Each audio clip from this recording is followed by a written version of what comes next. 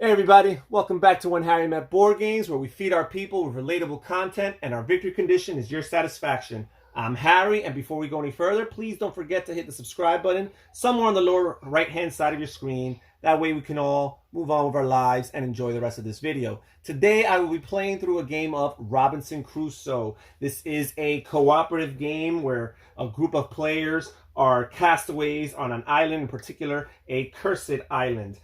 This is a scenario-based game. Now, this game does come with an official solo mode, a solo variant that's explained in detail in the rulebook, and I will be playing through this game. So this is what the game looks like set up. This is the board, and this is all the pieces that come with it. I do want to mention that I am playing this game in probably the easiest mode as possible. First of all, a player will get a special character that has special once-around abilities that they can pay for and activate each round. But on top of that, in the solo mode, you're going to play with the dog and Friday, which are additional neutral characters that come with their own pieces. This is a worker placement game, and these are their workers, so to speak. You have two for your main character, and they'll be able to help you on certain quests and certain missions. The dog, however, can never do a mission or a quest on its own. So this is the main map of the board. We start with just one tile here. This is the starting tile right here, and this is the beach. And you place this little token here to indicate that this is where your camp is based. You will be picking up camp and moving your camp, rearranging and moving your camp to other spots on the board as the game progresses, but you do so at the risk of the quality of your camp. Now you have the different land tiles that you shuffle up in a pile right here. You shuffle up some discovery tokens that will be discovered throughout the game. And then you shuffle various different decks. First of all, you have your event deck here.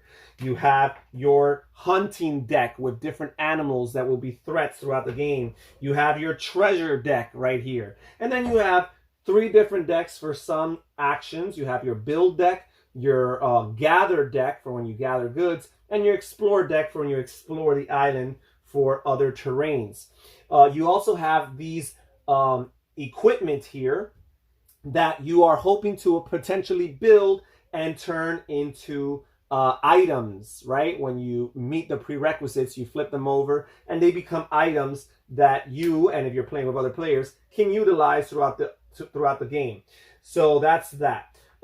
We start with this one card. It looks kind of like an event card, but it's a different color. It's blue, and there's a few of these. These are actually, for the most part, good things that you can have happen to you, while the event deck in and of itself is really bad things that can happen to you.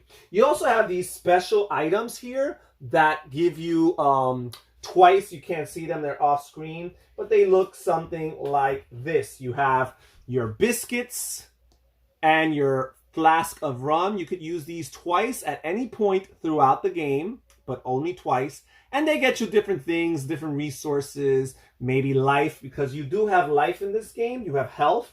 Your characters have a health bar here that goes along their character card. And basically you will be accruing damage as the game progresses. And sometimes there are many ways of healing, right?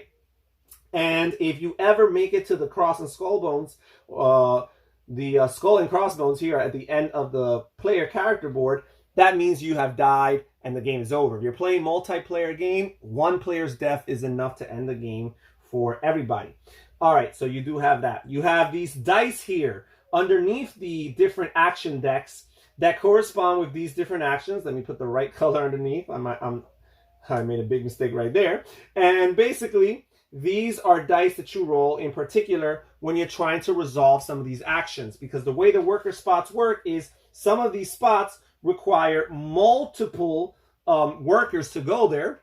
So collaboratively with your pieces and other players' pieces, or in this case, the neutral pieces, you can go to those spots, while other spots only need one worker.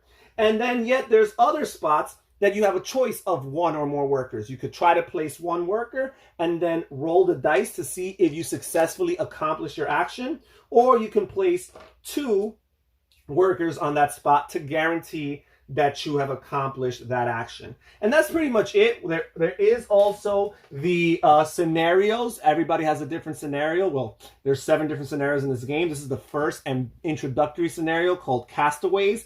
It tells you how many rounds it consists of. There's 12 rounds. It tells you when the weather dice become a factor. And here, by round 4, we will start to introduce the cloud die. Then by round 7, we'll have all of the dice, which include the threat die and the snow die, right? Or the ice die. And basically, it gives you some descriptions here. It says, scenario 1, you are castaways on a deserted island. It is the end of summer. You should prepare for winter, build a shelter, a roof, and a palisade. It will be difficult to survive during the tough months of autumn and winter. You also have to build a pile of wood so you can light it on fire when you spot a ship on the horizon to call for help. The goal of the scenario is you need to build a fire item and a wood pile by the 10th, 11th, or 12th round to be spotted by a ship. If you have both of these on rounds 10, 11, or 12, you win the game. And then it explains in detail how you build the wood pile. And basically, you build it in 5 stages. You could only build each stage once per round. And you need to put all the wood that you're building in that round in only one spot. So you cannot overlap. So, for example, you see that the first pile of wood is just 1 wood. The second is 2. The next is 3. The fourth is 4. And the fifth is 5. In one round, you could put all of them into one pile. But let's say you put 4 on pile 3. You can't say, well, here's 3 for pile 3, and I'll leave over the 1 for pile 4. No, in a future round, I would have to dedicate an action towards doing this. And this scenario, the building of the wood, is one of the few actions that you could actually take in between the gathering or the production of resources phase of the game and the actual action phase of the game. You could take this action. Also, there are specific tokens here in the discovery pile that are specific to certain scenarios, and this little key here indicates what these symbols mean within this particular scenario. And finally, you have 2 more equipment here. You have the hatchet and the mast, which are scenario-specific equipment that tell you the prerequisites of how you can how you can gain them and gain their benefits. And these are very helpful for this particular scenario because the hatchet allows you to gather and recruit or acquire more wood throughout the game, which will be very helpful. And the mast allows you to build 3 wood in one shot onto any pile here on the wood pile. So these are very helpful items right there. And with that being said, we're going to go through the game. And basically, the game consists, in this particular scenario, of 12 rounds. And each round consists of 6 phases. First, you have the event phase, where you will flip over an event card and see what it says. And the event is skipped for the first round. Then you have the morale phase, where you will see what the morale of your team is. You start with a morale of 0. And as the game progresses, you could take actions that gain you morale, and you could also suffer consequences that lose you morale. In the solo mode, at the beginning of every round, you increase your morale by 1, which is a huge, well, a big advantage, because otherwise in solo mode, it would be virtually impossible to win the game, because this morale is not only going to help you heal life if you get it high enough, but it'll also get you lots of these determination tokens. And determination tokens are a currency that you use in particular to activate your character's special actions. So that is very, very key and very, very helpful. So you have your event phase, you have your morale phase, then you have your production phase, where you will produce goods from wherever your camp, the terrain in which your camp is located. And there's 2 types of goods, really. There is wood, which is represented by this little piece right here. And then there is perishable food, which is represented by this banana-shaped piece right there. And whether you see a fish or a bird as the source of food, you will always grab the same little wooden piece, banana, to represent that. You do also have another piece that you get in different ways, which is this little bread-shaped piece, which represents non-perishable food, because at the end of each round, you will consume all perishable food, whether you've eaten it or not. So most terrains have at least 1 resource you could produce, but some of them have 2, and the starting beach tile does have 2. You produce wood and you produce fish. So there is that. And then finally, you have your action phase, which is where you trigger all the worker placement spots that you can and want to activate. And that's really the heart of the game. And then you have your weather phase, where you activate your weather. And then finally, you have your night phase, where you decide whether or not you want to move your camp and where you feed your people and figure out any other potential consequences. All right, so we're going to move on with round one. We're going to skip the event. We're going to go straight to the morale phase, where I have a morale of 1, which means that I gain 1 determination token that I can use later on to pay for, even though all my special abilities require 2 or more determination tokens, so I won't be using that just yet. Then we move to the production phase, and again, we have the wood and the food that is produced here. And what happens is you've got this little area here that's divided into 2.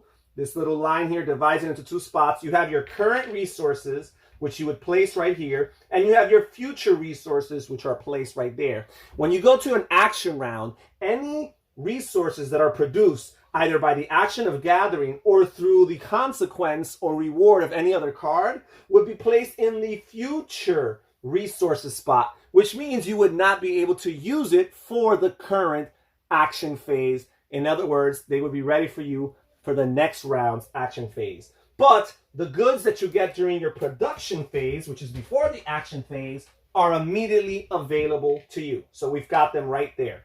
Okay, so we've done production. Now we will move on to the actions. And basically, we have 4 actions.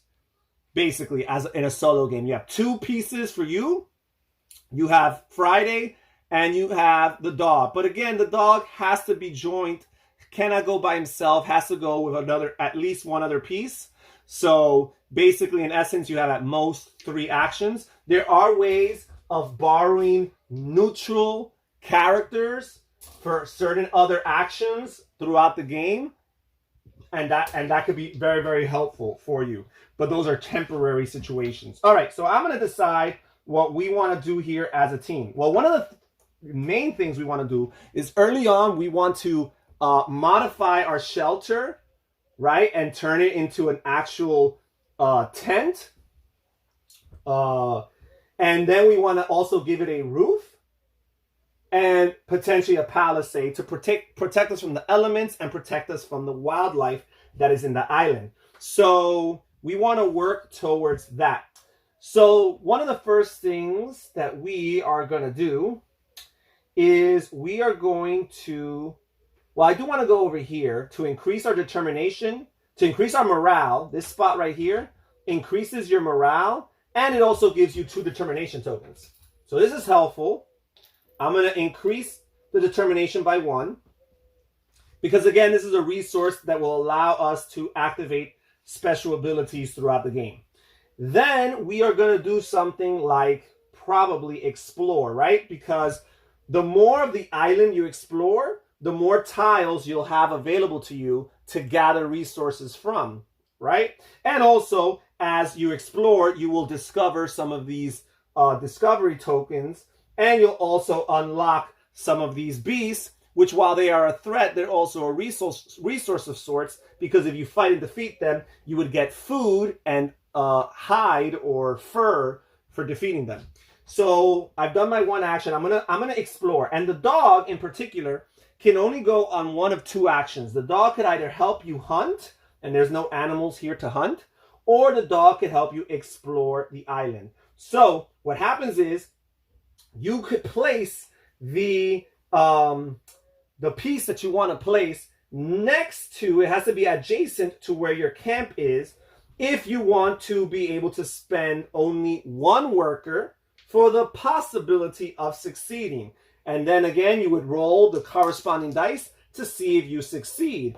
But if you place a 2nd worker, in this case the dog, the 2 workers placed on this spot guarantee your successful discovery of this spot. But we're still setting this all up. We're placing our workers. After we've placed all our workers, we move from left to right and activate all the actions. But when this activates, we're going to flip the topmost terrain tile here and place it on this spot. And finally, I have 1 worker left, which is Friday. I cannot gather resources because you cannot gather resources from a terrain which has already produced resources in the current round. So, for example, because I already produced resources here in the production phase, I cannot use this same place to gather resources. I have to find a new place. So he will not be able to go there. Now, I could use my wood to build my weapons up. You have your weapons track right here, and it runs all the way from 1 through 10, but theoretically it's infinite. And the stronger your weapons are, the more you will be able to resist and defeat the animals that you hunt for. So I could go there. However, a part of me just wants to save this one wood in order to have 2 wood, because that's how much wood I would need in order to build a roof, and in order to build a shelter, in order to build a roof, and in order to build a palisade. So I'm going to save that wood. Is there anything else I could do? Yes, I think I'm going to go and try to explore yet another land, but this one will be at my risk. I will explore this land right here. And now we will trigger, I could do this. No, this isn't worth it. So yeah, we will trigger the events from left to right. So first of all, I could have placed workers here on the event cards. The event cards have a top spot, which is the event, and it has the bottom spot, which is a potential consequence or reward if you place your workers there. Here, for instance, I could have placed 1 worker for 1 food, or 2 workers for 1 perishable food and 1 non-perishable food. However, I'm going to bypass that. I did not have an option to go here. The next spot was build. There's no workers that are designated for that. Then we have gather, which is impossible right now. And finally, we have explore, which I have 2 guys that will explore. First, I will successfully explore with these 2 workers here. I draw this tile here, which first of all produces wood, no other resource, but it does allow me to place an animal card, a random animal card, into the hunt space here, and that's an optional animal to hunt in future rounds. Also, it allows me to draw 2 of these symbols here, which are the discovery tokens right here, and I place them in my future resource section right here. I will have access to them as soon as the action phase in this round is over. And then there's also this symbol here, which is a scenario-specific symbol that does not apply to the current scenario we're in. So I will place this tile right here. And now we will resolve Friday's action. Since he is by himself, he's going to have to roll the corresponding dice, the exploration dice, the green ones right here, and see if he successfully explores this land. So we will roll these 3 dice right here. And first of all, these 2 blanks, these are the damage die. You roll 1 die that deals damage. If you roll this heart, you lose life. And Friday, just like a regular character, comes with health. He is very weak. He only has 3 hearts. Once he takes a 4th damage, he is dead.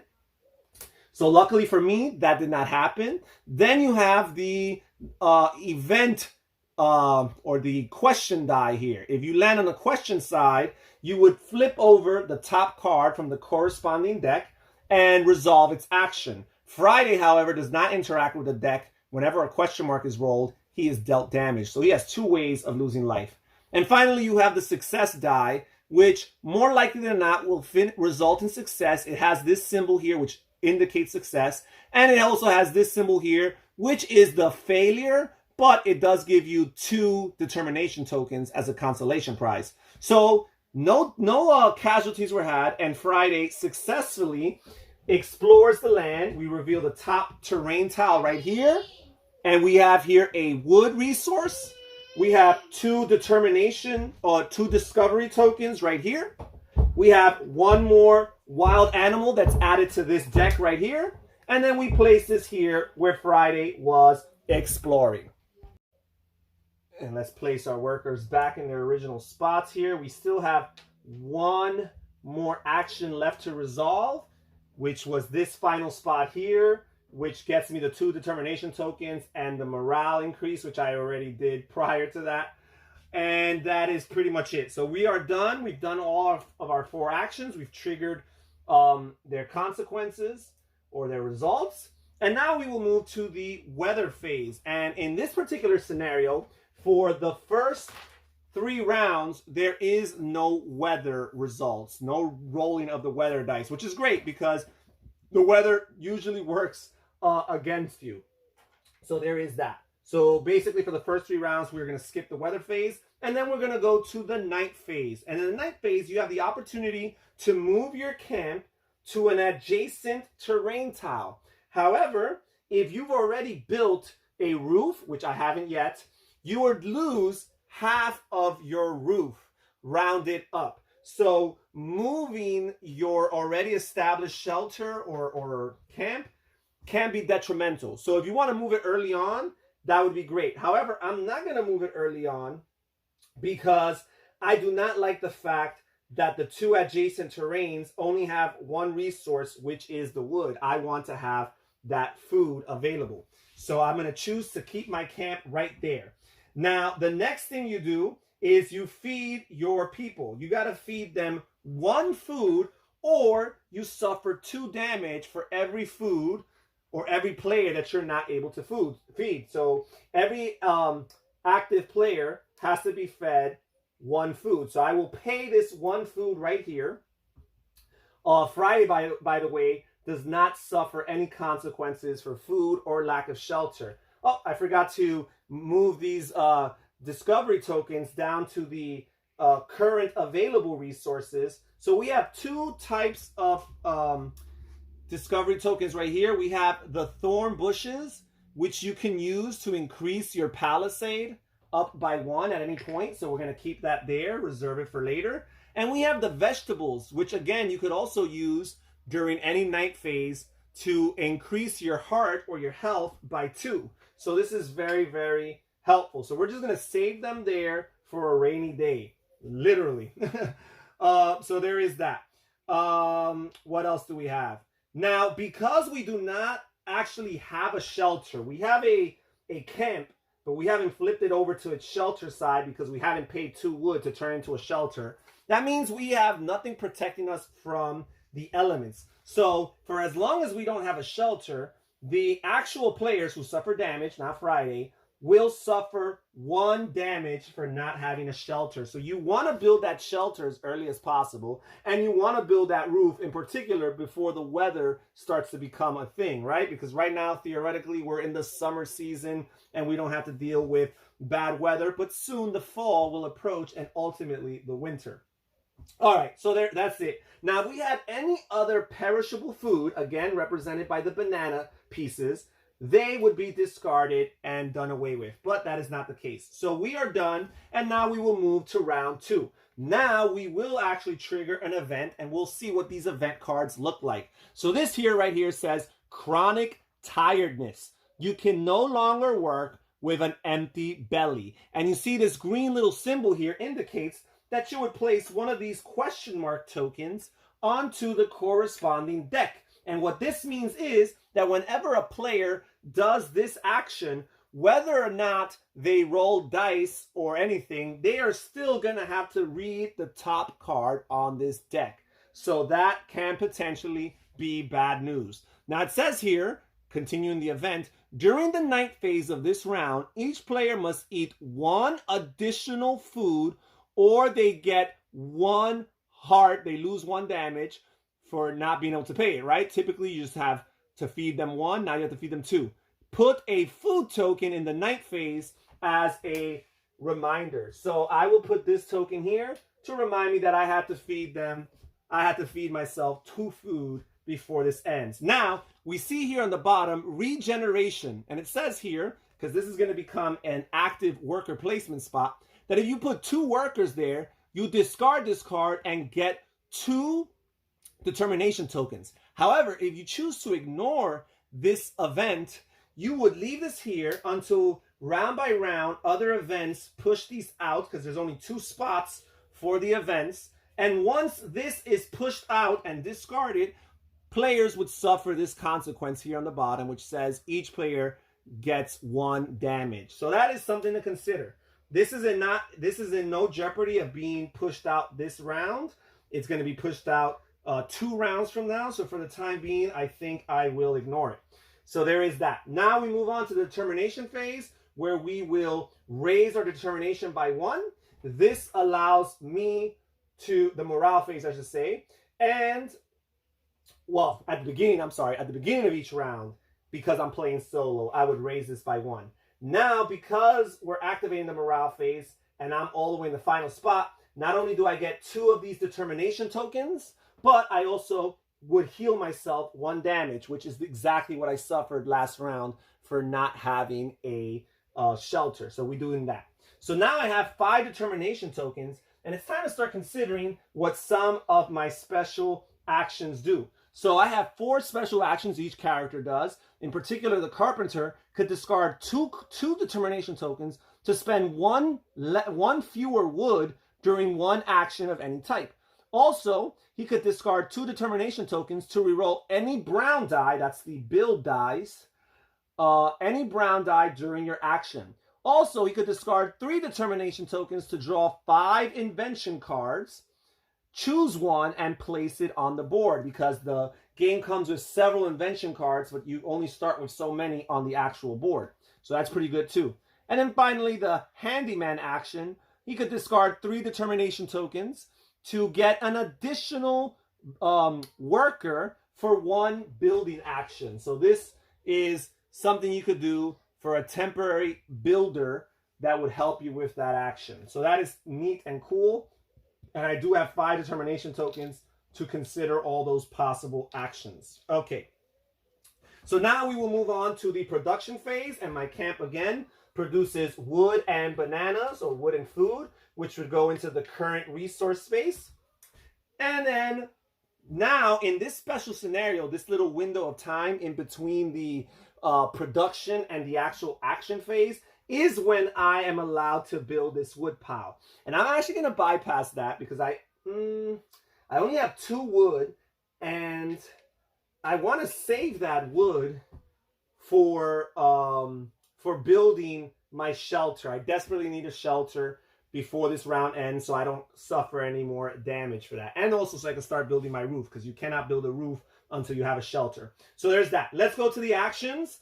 And I am definitely, most certainly, going to build a shelter. So one of the things that I'm going to do is I'm going to pay 3 to give myself that temporary builder that we talked about to go along, and this person cannot go by themselves, to go along with one of my pieces, and I will place it right here on the shelter spot to indicate that these 2 workers are going to guarantee their success of building this shelter. And I still have one of my workers left, which I think I'm going to make go along with the dog here. Or maybe not. Maybe not. Maybe I'm gonna let the dog sit out this turn. Now, you know what? I want to find a better place. I am going to explore with the dog, and I'm going to go over here. I could go to further away spots, but for each spot that is removed from adjacency of your camp, that's an additional worker you would need to be able to place. So if I wanted to build here, these 2 workers would only mean that I have to roll a die, and I would have to place 3 workers here in order to guarantee the success of this action, because it is 1 space removed from the adjacent spot of my original camp. So I'm going to place these guys here to explore this land. And finally, I'm going to grab Friday over here. And Friday is going to go to one of these adjacent locations to gather their resources, which in this case is wood. So again, we're going to activate these actions from left to right. Nothing went here, nothing went here. The first thing we do is build. And because I put 2 workers, this is a guaranteed success. We place one of these black tokens here on the shelter to indicate that the shelter has been built.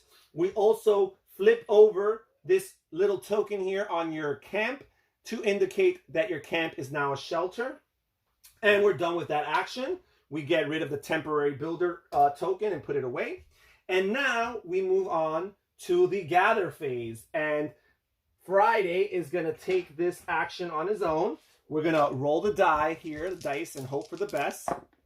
And basically, he got this question mark, which for a regular player means the drawing of this card. However, for Friday, it means that he loses 1 health. So we slide over this damage token 1 spot, but he was successful in his attempts to gather. And because this area produces 1 wood, he will get 1 wood. And that goes to the future resource space. Because again, anything you gather in the action phase is not available for you during that current action phase. So we are done with the gathering of Friday. We will place him back over here.